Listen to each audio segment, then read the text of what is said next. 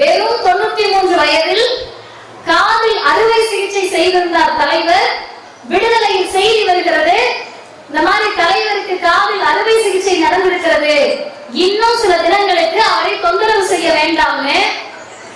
ஐயோ, காதில் அறுவை சிகிச்சையா? இன்னும் ஐயா ஒரு வாரமோ ஒரு மாதமோ எத்தனை நாள் ஓய்வுல இருப்பாருன்னு தெரியலையே நினைச்சா, அறுவை சிகிச்சை செய்த அன்றைக்கு மட்டும்தான் விடுதலையில் ஆசிரியரின் அறிக்கை வரவில்லை. அடுத்த நாளே விடுதலையில் தலைவருடைய அறிக்கை வந்தது.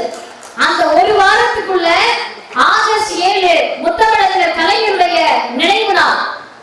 விடுதலையில் செய்தி வருகிறது, நாளை காலை கலைஞரின் நினைவிடத்தில் ஆசிரியர் மலர் வளையம் வைக்கிறார். எப்படிங்க முடியும்?